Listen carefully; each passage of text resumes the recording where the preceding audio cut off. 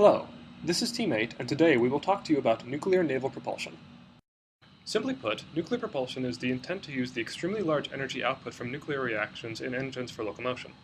The mechanism by which this energy output is obtained is a PWR, pressurized water reactor. This is a reactor whereby a moderator, in this case water, flows through the reactor core in a closed loop. Once it has been heated, it flows through a steam generator where it exchanges its heat with another separate loop of water, causing it to boil into steam. This steam then flows through a turbine, converting the thermal energy to mechanical, from which the electrical energy is generated.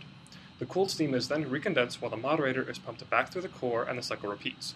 For naval reactors, the design is quite simple. A nuclear PWR reactor is used where the turbine attaches to a turbine shaft powering the engine of the vessel with a throttle and clutch in place of an electrical generator. This allows the engine to work at various speeds. The key difference here is that due to the very confined space and limited refuel potential of a nuclear naval reactor, the uranium is highly enriched to allow a much further sustained reaction, and the reactor in general will operate at a lower efficiency due to the need to be able to operate at different rates. The significant difference between a power plant PWR and a naval PWR is the final form of the energy generated from the reaction. A plant PWR will generate electricity via the turbine, but a naval PWR has a significant focus on mechanical energy, so the turbine is attached directly to the engine. How does a naval PWR differ from a civilian PWR? Firstly, as listed by the World Nuclear Association, the fissionable compound is far more enriched, with 20 to 45% U-235 depending on the country and the model, whereas a civilian reactor will typically use 5% enriched fuel. The fuel source is uranium, zirconium, or aluminum in place of uranium dioxide, and refueling happens after 10 years in place of 18 months, with an intended reactor life of 30 to 50 years. This heavy enrichment is done so that refueling doesn't need to occur so frequently, but instead can be done with such a lengthy interval. The use of nuclear power to propel submarines underwater was first proposed by Naval Research Laboratory physicist R. Gunn, soon after fission was discovered in 1939. In 1946, at the conclusion of WW2, the Atomic Energy Commission, AEC, was established in order to develop atomic energy. Captain Hyman G. Rickover recognized the implications of successfully harnessing atomic power for submarine propulsion.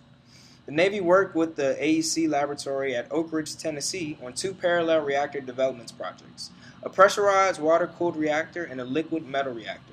In 1949, Rickover and his new nuclear power branch contracted with Westinghouse to develop a facility, the Bettis Atomic Power Laboratory, to work on the pressurized water design. As a result, on March 30, 1953, the first reactor plant, known as the Submarine Thermal Reactor, was brought to power for the first time. STR was redesigned S-1W, the prototype of the USS Nautilus, the first nuclear-powered submarine. In the late to mid-1950s, Nautilus was followed by the A-1W, the prototype of the first nuclear-powered aircraft carrier, USS Enterprise.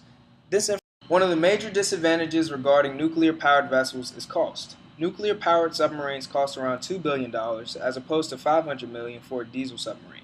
The Navy could buy 4 diesel submarines for every nuclear submarine. As a result, the Navy lacks the most profound presence possible in areas of interest due to fewer submarines. Furthermore, according to Gary Schmidt, director of the Advanced Strategic Studies program at the American Enterprise Institute, unlike a nuclear sub, a diesel sub can turn off its engine and sit on the ocean floor deadly silent, while monitoring whatever passes over and around it. Nuclear power presents unique issues when used for naval propulsion. Since the advent of nuclear naval propulsion, 8 nuclear power submarines have been lost at sea: 4 Soviet, 2 Russian, and 2 American. In addition to the lost submarines, there are 4 recorded radiation incidents that occurred aboard naval vessels. All of these were reactor leaks aboard Soviet submarines, causing 133 injuries, of whom 12 died. The worst environmental radiation incident occurred aboard the Soviet K-431. During refueling, the control rods were lifted too far out of the reactor core, causing the reactor to go critical. The subsequent explosion blew the roof of the building 70 meters away, and the ensuing fire raged for 4 hours. A cloud of radioactive particles blew across a 6-kilometer stretch of land, contaminating 2 square kilometers of forest. Thankfully, the environmental damage was mitigated by the lack of spent fuel in the reactor at the time of the explosion. The Soviet Navy also experimented with liquid metal reactors for propulsion. They built a prototype submarine, the K-27, and equipped it with a pair of lead-bismuth-cooled reactors. During its 5 years of operation, the sub experienced numerous issues, including radioactive gas leaks. When one such leak occurred, in 1968, the crew was exposed to abnormally high levels of radiation, and 9 crew members died from radiation poisoning.